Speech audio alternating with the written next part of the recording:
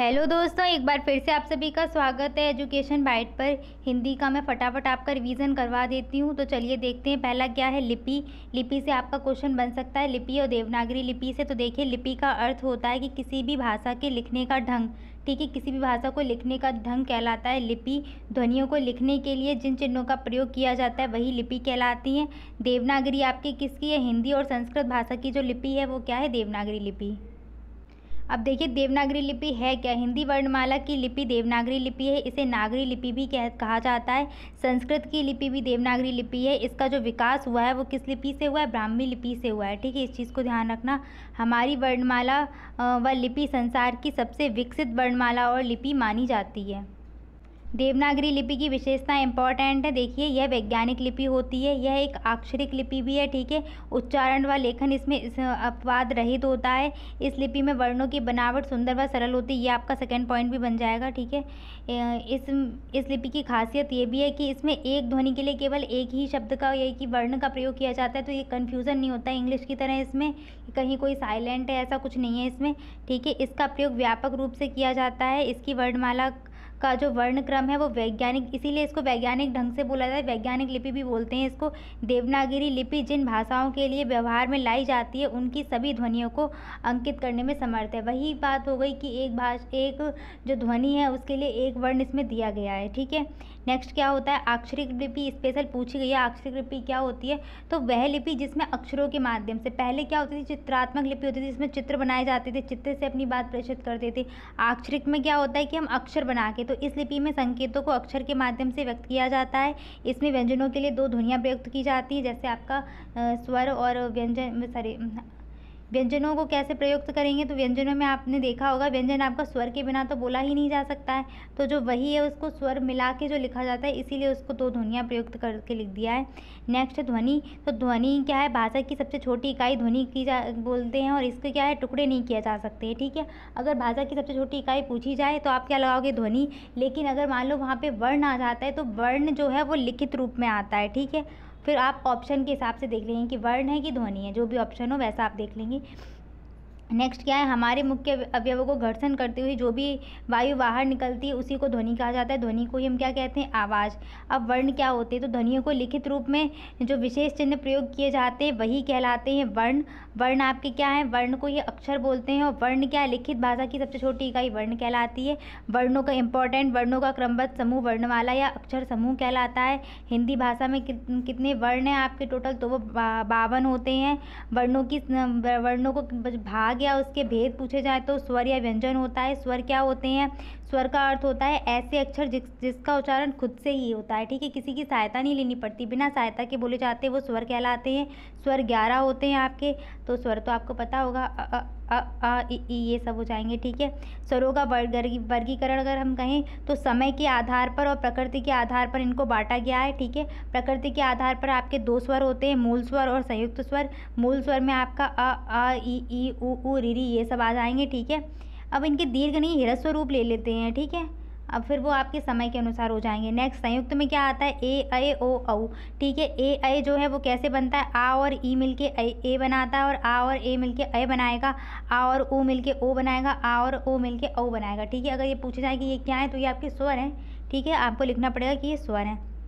मात्रा या उच्चारण काल के अनुसार 3 होते हैं आपके, ह्रस्व, दीर्घ, प्लुत।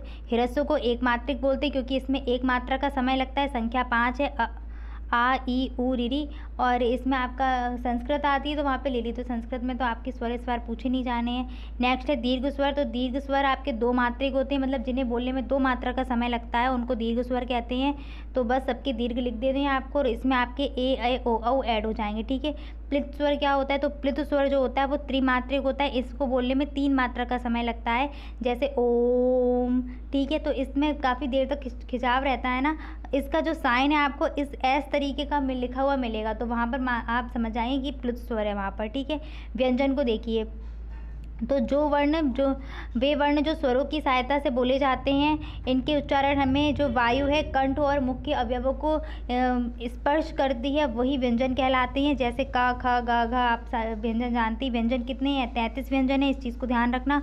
जो आपके हिंदी में व्यंजन कितने हैं? 33। अब व्यंजन के प्रकार क्या क्या है, तो व्यंजन के मुख्य रूप से 3 प्रकार है आपकी, स्पर्श, अंतस्थ और ऊष्म। फिर आपका संयुक्त व्यंजन भी आ जाता है। स्पर्श व्यंजनों की संख्या कितनी है, 25 है, 25, ठीक है। अंतस्थ व्यंजन की संख्या 4 है, ऊष्म व्यंजन की संख्या भी 4 है, संयुक्त भी आपके 4 है। कौन कौन से देख लीजिए। स्पर्श व्यंजन, जिन व्यंजनों के उच्चारण में जो हमारी जीभ है वो मुख के विभिन्न अवयवों को स्पर्श करती है वो स्पर्श व्यंजन कहलाते हैं। इनकी संख्या 25 है। का वर्ग, चा वर्ग, टा वर्ग, ता वर्ग, पा वर्ग, ठीक है। ये सारे इनके अगर टोटल करोगे 5 वर्ग है, सभी में 5 5 है, तो 5 गुणा 5 यानी कि 25 आपके आ जाएंगे। नेक्स्ट है अंतस्थ व्यंजन, तो जिन व्यंजनों के उच्चारण में जीभ पूरी तरह उच्चारण अवयवों को स्पर्श नहीं करती है वो अंतस्थ व्यंजन कहलाते हैं, ठीक है। यारा लावा, इसमें आपका या और वाह, इसमें आपके या और वाह जो है वो अर्धस्वर है, ठीक है। इस पूरे में ये जो लिखा हुआ है इसमें केवल आपका या और वाह ही अर्धस्वर है, ठीक है। ये पूरे नहीं है, केवल या और वाह, ठीक है। और अगर अंतस्थ व्यंजन की बात करें तो या, रा, ला, वा चारों अंतस्थ हैं, ठीक है। ऊष्म व्यंजन को देख लीजिए। ऊष्म व्यंजन क्या है, तो ऊष्म व्यंजन में क्या है, जिन व्यंजनों के उच्चारण में जो हवा है वो मुख को रगड़ते हुए धीरे धीरे बाहर निकलती है वो ऊष्म व्यंजन कहलाते हैं, जैसे शा, सा, ह, ठीक है। संयुक्त व्यंजन क्या होते हैं, तो वे व्यंजन जो 2 व्यंजनों के मेल से बने होते हैं संयुक्त व्यंजन कहलाते हैं। इन सभी को देख लेना अच्छे से, ठीक है। का और सा मिल के आपका छा छतरी बनाएगा, ता और रा मिल के त्रा बनाएगा, जा और वहाँ मिल के ज्ञा बनाएगा, शा और रा मिल के श्रा बनाएगा। इस चीज़ को ध्यान रखना कि ये जो पहले वाले होंगे ये सब हलंतम लिखे जाएंगे, ठीक है। उत्क्षिप्त या द्विगुण व्यंजन में आपके ड़ा और इनके नीचे बिंदी लग के आता है। पार्श्व व्यंजन में आपका ला होता है।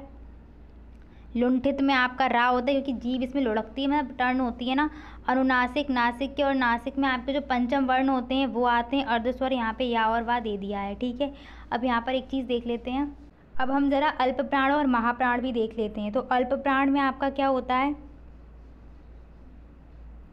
आपके सारे 135 यानी कि जो वर्ग होते हैं उनका पहला, तीसरा और 5वां वर्ण आ जाएगा, ठीक है। इसके बाद आपके सारे स्वर आएंगे और आपके अंतस्थ व्यंजन आएंगे। कौन से व्यंजन आएंगे, अंतस्थ व्यंजन आएंगे, ठीक है। अगर हम महाप्राण की बात करें तो महाप्राण में क्या आ जाएगा, फिर 24 आ जाएगा और आपके इसमें ऊष्म व्यंजन आ जाते हैं, ठीक है। इस चीज़ को ध्यान रखना, ठीक है। अल्प प्राण में 135 और अंतस्थ, और ऊष्म महाप्राण में क्या आ जाएगा, 24 और ऊष्म।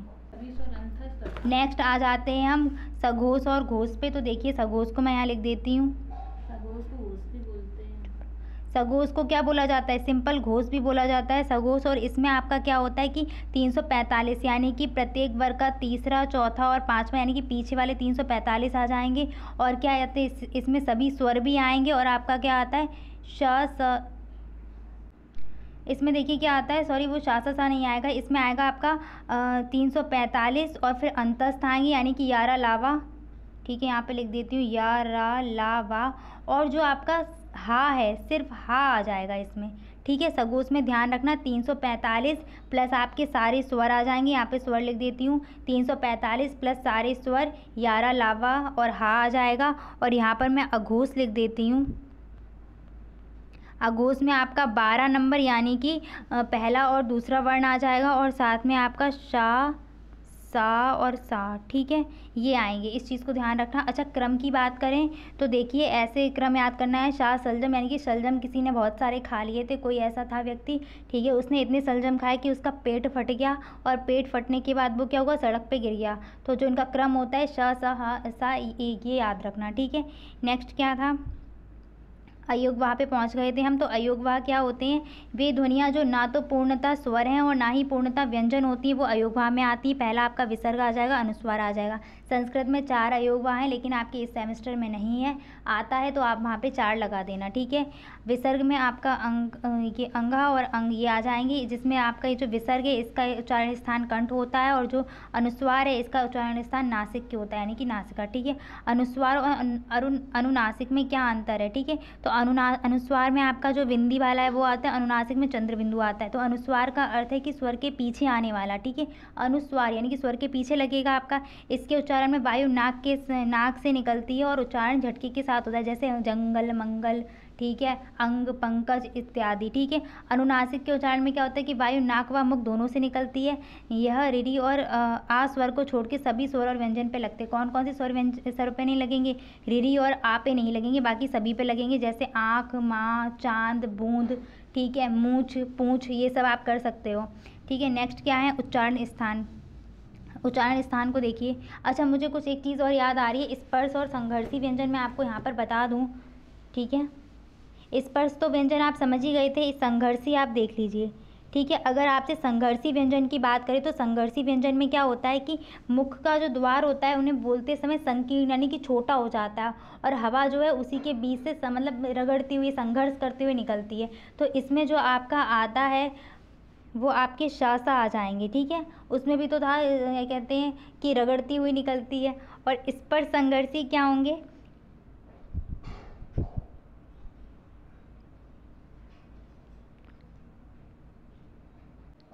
इस पर संघर्षी में आप ध्यान रखना, आपका चा वर्ग आएगा, चा छा जा जा, ठीक है।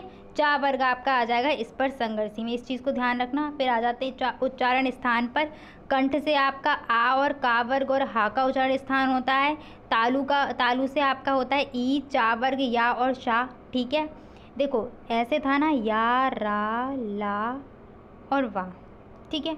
तो सेम ऐसे ही आपके शा, सा, सा ऐसे कर लो डिवाइड, यानी कि या का जिससे होगा उससे ही शा का होगा, रा का जिससे होगा उससे ही आपका षटकोण वाला सा होगा, यानी कि मूर्धन्य सा बोलो इसको, और जिससे आपका ला का होगा वह उसी से आपका दंती वाला सा यानी कि सड़क वाला होता है, ठीक है। तो देख लो यहाँ पे मूर्धा से किसका होगा, री, टा वर्ग, रा और सा। दंत से आपका क्या हो जाएगा, ता वर्ग, ता था, धा धा, ला और सा आ जाएगा, ठीक है। ओष्ठ से पा वर्ग और ऊ आता है आपका, ठीक है, ऊ, ठीक है।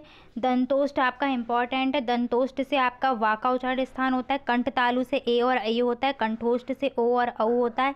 नासिक से आपके सारे पंचम वर्ण आते हैं, का मतलब का, चा, पा, ये सब जो है ना, पा वर्ग, ये ता वर्ग, इन सब के पंचम वर्ण आने हैं किसमें, नासिक में, ठीक है।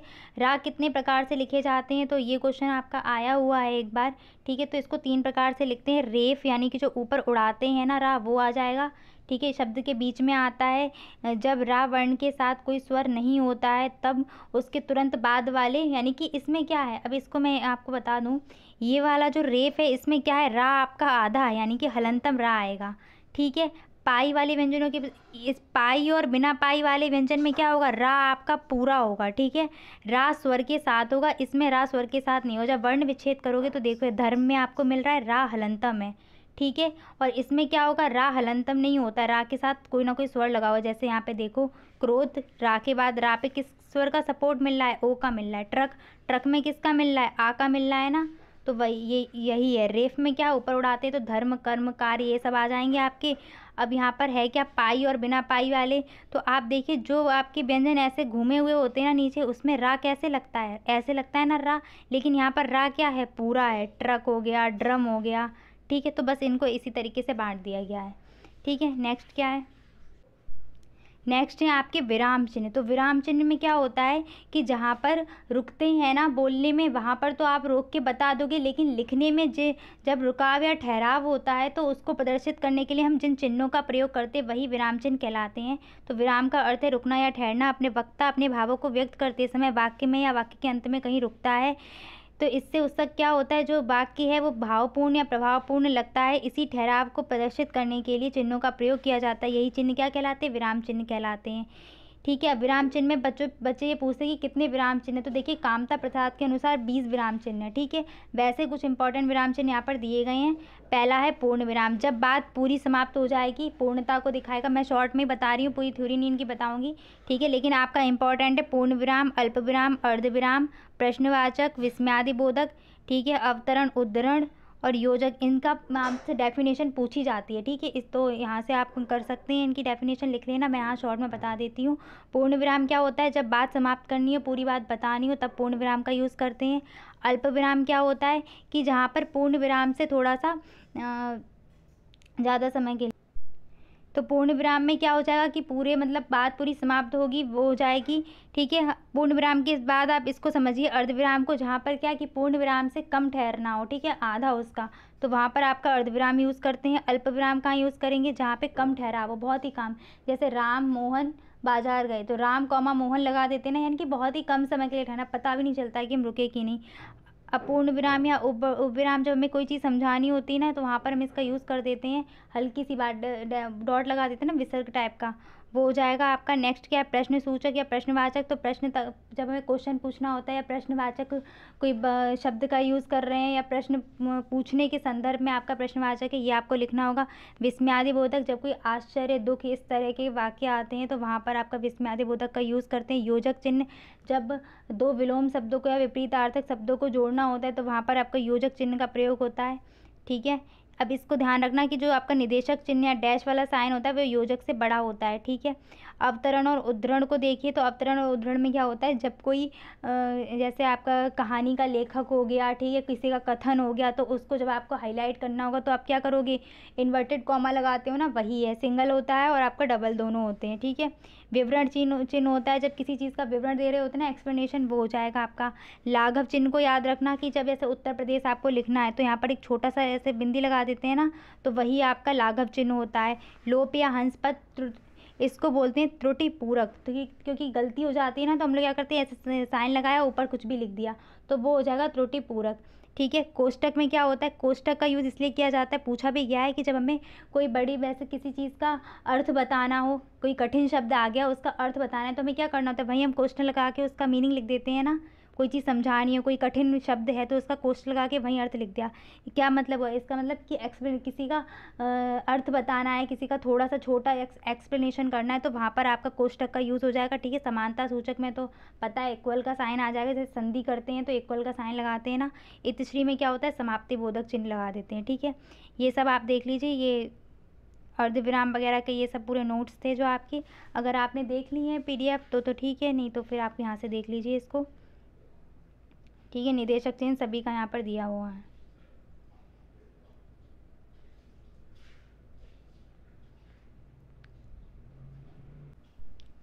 नेक्स्ट आ जाते हैं हिंदी भाषा के कौशल के नाम लिखिए। तो हिंदी भाषा के 4 कौशल होते हैं, सुबोपली, सुनना, बोलना, पढ़ना, लिखना, जिन्हें श्रवण, वाचन, पठन और लेखन कहते हैं। श्रवण कौशल में क्या होता है, तो श्रवण शब्द श्रु धातु से मिलकर बना है, जिसका शाब्दिक अर्थ होता है सुनना, सुनने और सुनकर उस बात के अर्थ को ग्रहण करना ही श्रवण कौशल कहलाता है। ठीक है, श्रवण कौशल की विधियाँ कौन कौन सी है, तो भाषण, मतलब भाषण देना, ठीक है, कहानी कहना, सुनना, सस्वर वाचन। अब इन सब में है क्या, ये सस्वर वाचन का मतलब ये है कि बच्चों से हम पहले वाचन करवाएंगे, उसके बाद उन्होंने क्या चीज़ सुनी उसका हम जो टेस्ट लेते हैं ना, तो यानी कि क्वेश्चन पूछते हैं जब, तब उनके श्रवण कौशल का वहाँ पे परीक्षा हो जाती है उनकी। ठीक है, प्रश्नोत्तर विधि भी सेम वही आ जाएगी। वाद विवाद में क्या होता है कि दो वाद विवाद चल रहा है ना, तर्क चल रहा है, बच्चे बैठे हुए उस वाद विवाद को देख रहे हैं। ठीक है, तो फिर बाद में जब वाद विवाद खत्म हो जाएगा उसके बाद क्या होगा, हम बच्चों से क्वेश्चन पूछेंगे ना, तो यहाँ पर क्या हुआ कि बच्चों ने उस वाद विवाद में क्या चीज़ें सुनी, क्या सीखी। ठीक है, तो वहाँ पर आपका ये श्रवण कौशल जो है उसका शिक्षण हो रहा है। ठीक है,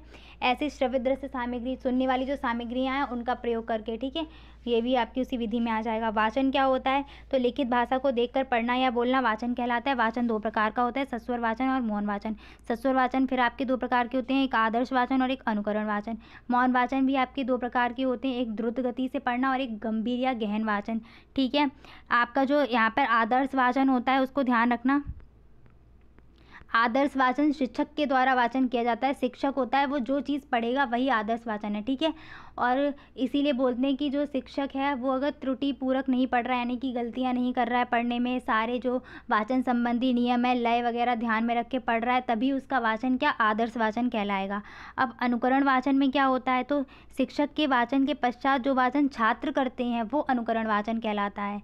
ठीक है, मौन वाचन में क्या है, द्रुत गति से पढ़ना, जैसे जल्दी जल्दी पढ़ना, जैसे अभी मैं पढ़ रही हूँ ना एकदम जल्दबाजी में। ठीक है, एकदम फटाफट पढ़ा, इसे बोलते हैं ना रिवीजन करना, जल्दी जल्दी पढ़ा बस कहानी खत्म, तो वो हो जाएगा द्रुत गति से पढ़ना। ठीक है, गहन में क्या होता है कि उसका मीनिंग निकालते हुए, अर्थ निकालते हुए कि हाँ गहनता से अध्ययन करना। कहानी हम लोग क्या, जैसे कोई कहानी पढ़े द्रुत गति से तो पढ़ते हैं जल्दी जल्दी। ठीक है, और वैसे क्या है, कोई अगर हमें कोई चीज़ समझ नहीं है, कोई वैसा अर्थ ग्रहण करना है तो वहाँ पर क्या है गंभीरता से पढ़ेंगे।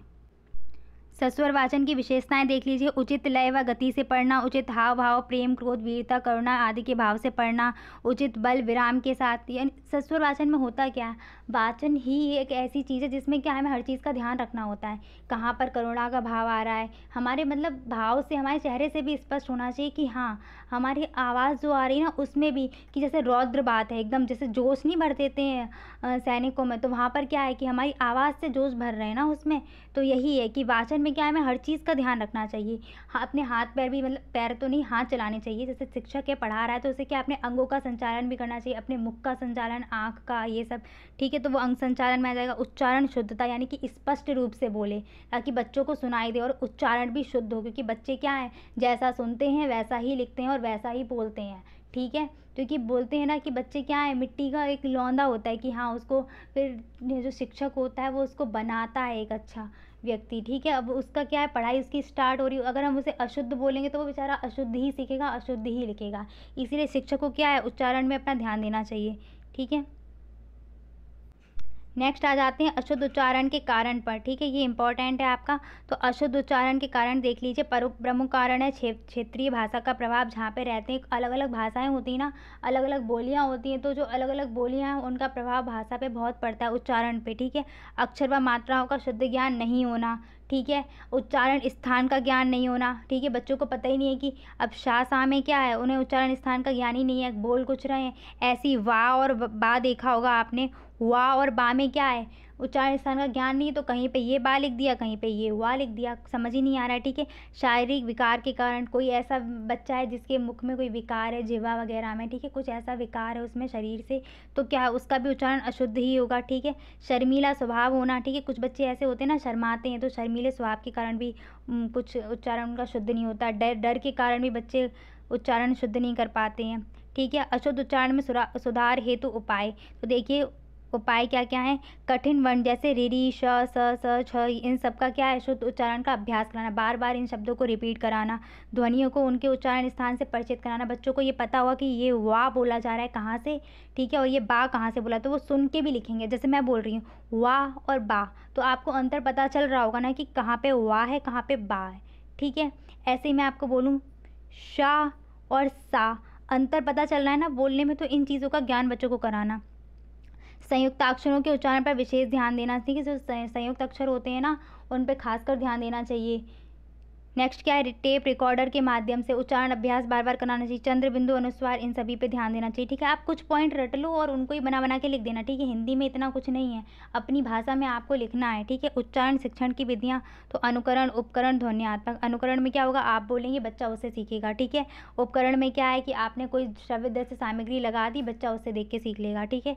ध्वन्यात्मक में यही है कि ध्वनि के माध्यम से, ठीक है, वो विधि हो जाएगी। वाचन शिक्षण की विधियाँ कौन सी हैं, अक्षर बोध, कहानी, सामूहिक अनुकरण। अब इनके अंदर तो आप लिख ही सकते हैं, इतना मैं मान के चली हूँ, शिक्षण अधिगम में सब कुछ यही दिया है, डिटेल में करवाया हुआ है, ठीक है। अभिव्यक्ति क्या होती है, तो अपने विचारों और भावों को दूसरों तक पहुंचाना और दूसरों के समझना, यही अभिव्यक्ति होती है, ठीक है। अभिव्यक्ति दो प्रकार की होती है, मौखिक और लिखित। मौखिक में क्या होता है, अपने भावों और विचारों को हम दूसरों के सामने बोलकर प्रकट करेंगे।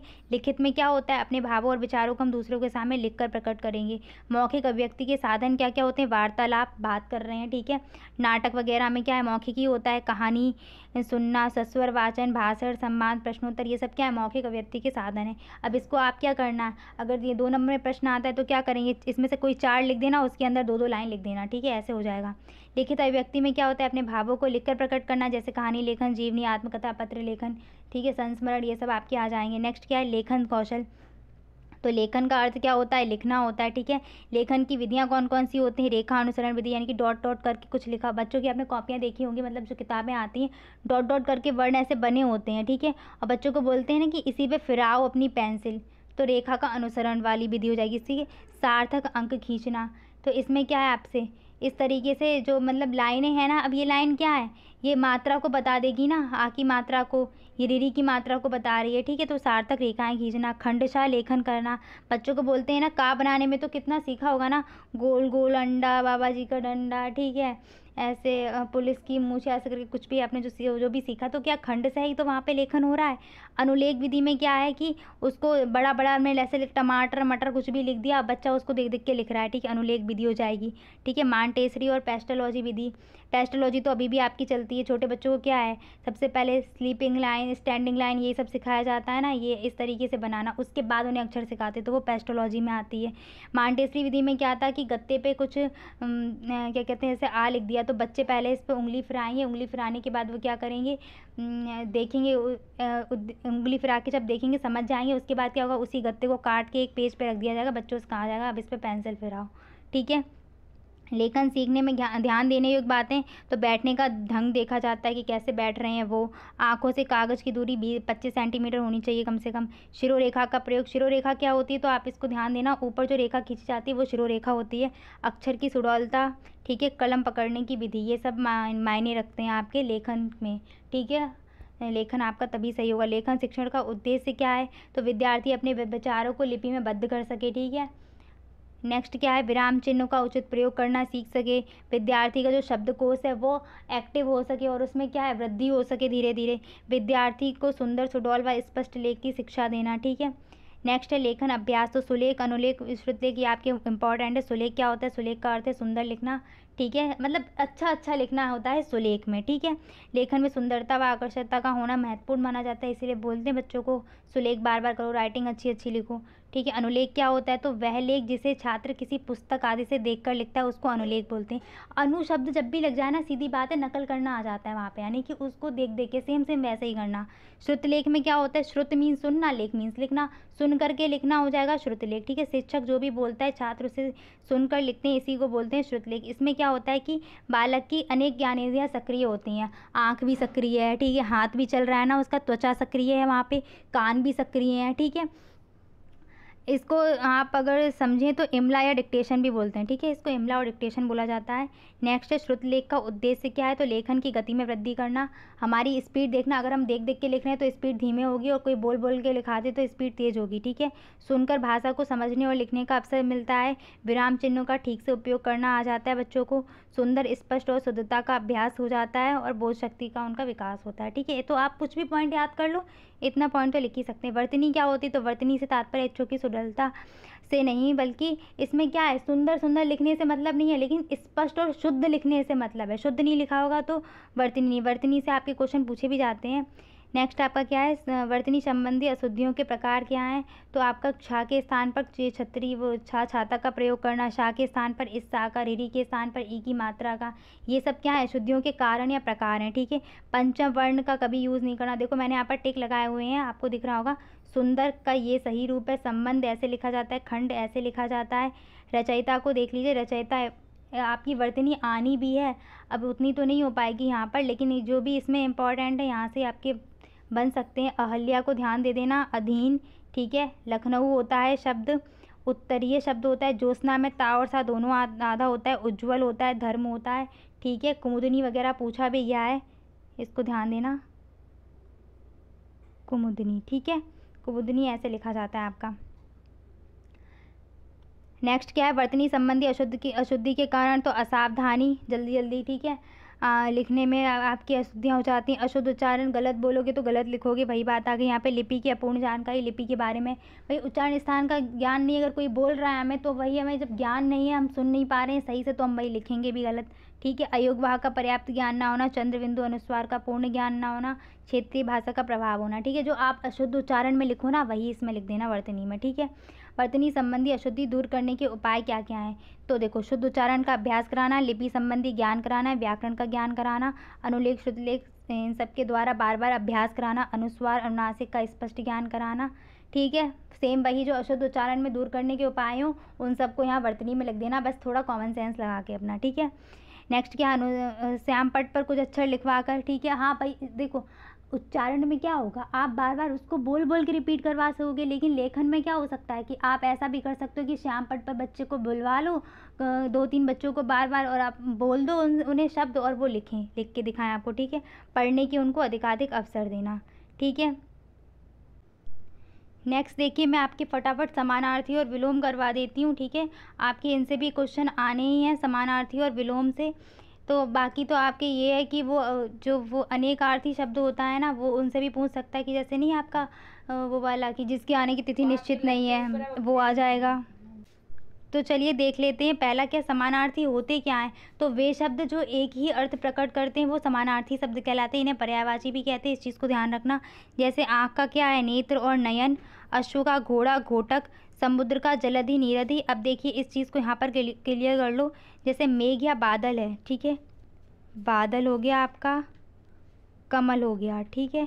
आपको जल के पर्यायवाची पता है तो आपको क्या करना है, बादल के पर्यायवाची बनाने के लिए उसमें दा ऐड कर देना, कमल का पर्यायवाची बनाने के लिए उसमें जा ऐड कर देना, और समुद्र का पर्यायवाची बनाने के लिए उसमें धी ऐड कर देना। ठीक है, अगर आपको याद नहीं रहता है तो आप सिर्फ इतना करना। अब देखो बनेगा क्या, बादल का क्या बन जाएगा, जलद। ठीक है, कमल का क्या बनेगा, जलज, समझ गए, और समुद्र का क्या बनेगा, जलधि। ठीक है, इस चीज़ को ध्यान रखना। आप सूर्य का देख लो, सूर्य का रवि, दिनकर, आकाश का गगन, आसमान, अग्नि का आग, पावक, अनल, जो भी आपको आए लिख देना। अमृत का अमीय, सुधा, पीयूष, व्योम, ये सब। गंगा का हो जाएगा आपका भागीरथी, मंदाकिनी। गुरु का आचार्य, शिक्षक। नदी का सरिता, तटनी। कपड़ा का चीर, वस्त्र। धनुष का सारंग, चाप। धरती का भूधरा, पृथ्वी। देवता का देव, सुर। ठीक है, अलग अलग है, कौमा है इन सबके बीच में। ठीक, वृक्ष का क्या है, पादप और पेड़। घर का भवन और ग्रह हो जाएगा। रात्रि, निशा, भावरी। ठीक है, निशीत भी हो सकता है। बिजली का दामिनी, चपला। कामदेव का मनोज, मदन। सरस्वती का भारती, ध्यान रखना भारती ऐसा लगता है कि सरस्वती का नहीं होगा, इसलिए मैंने लिखा है, वैसे तो आप वीणा, पाड़ी, महाश्वेता कुछ भी लिख सकते हो। ठीक है, भ्रमर का मधुकर और भौरा। ठीक है, वैसे तो आपके फिर बहुत सारे पर्यायवाची हैं। अब इतना तो ये है कि आपने अभी तक इतनी हिंदी पढ़ी हुई है कि आप पर्यायवाची और विलोम थोड़े बहुत तो अगर आए आपके तो आप कर सकते हैं वो। नेक्स्ट विलोम बता देती हूँ। तो विलोम का मतलब क्या होता है, विपरीतार्थक शब्द, जो मतलब विपरीत विलोम प्रकट करेगा, उसका अपोजिट मीनिंग। विलोम मतलब उसका विपरीत शब्द देगा, उल्टा शब्द देगा। हाँ, उल्टा यूज़ कर सकते हैं आप, कि ऐसे शब्द जो उल्टे अर्थ प्रकट करते हैं उनको विलोम शब्द या विपरीतार्थक शब्द कहते हैं। ठीक है, जैसे संयोग का वियोग हो जाएगा, संधि का विच्छेद हो जाएगा। नूतन, पुरातन, अर्वाचीन, प्राचीन, उचित, अनुचित, आनंद, विषाद, अनुकूल, प्रतिकूल, समास, व्यास, नैसर्गिक, कृत्रिम। ठीक है, नैसर्गिक भी हो सकता है और प्राकृतिक भी हो सकता है। ठीक है, अब यहाँ से आप एक चीज़ समझ रहे होंगे कि प्राकृतिक का सेम मीनिंग क्या हो जाएगा, नैसर्गिक। ठीक है, प्राकृतिक और नैसर्गिक एक ही चीज़ है। ठीक है, और इन दोनों का विलोम क्या हो जाएगा, कृत्रिम। रिजु यहाँ पे टाइपिंग में सही नहीं आ पाया, रिजु इस तरीके से लिखा जाता है। ठीक है, रिजु ये गलत है, रिजु ऐसे लिखा जाएगा। रिजु का वक्र हो जाएगा। आविर्भाव, तिरोभाव, प्रत्यक्ष, परोज, जंगम, स्थावर। जंगम बहुत इंपॉर्टेंट है। तिमिर, आलोक। ठीक है, अंधकार का प्रकाश करोगे। ठीक, अंधकार का अगर आ जाए तो प्रकाश लिख देना। निरामिष का आमिष। उन्मूलन का रोपण होता है। उन्मूलन का निमूलन या निमीलन मत कर देना। उन्मूलन का होता है रोपण, और उन्मीलन आ जाए अगर, उन्मीलन तब हो जाएगा इसका निमीलन। ठीक है, वृद्धि का ह्रास होता है। वृद्धि मीन्स बढ़ना, ह्रास मीन्स कमी होना। सृष्टि का क्या होता है, प्रलय होता है। ठीक है, उम्मीद करती हूँ इसमें से आ जाएंगे, नहीं आए तो फिर आप अपने हिसाब से कर ही सकते हैं। विलोम समानार्थी तो थोड़े बहुत पढ़े ही हुए होंगे। ठीक है, यहाँ पर मैं कुछ आपको लिख देती हूँ जिनसे मुझे लगता है कि वर्तनी आ सकती है। अनुग्रहीत। ठीक है, नेक्स्ट आपका पैतृक। कुमुदनी तो मैंने बता ही दिया था आपको। क्लेश,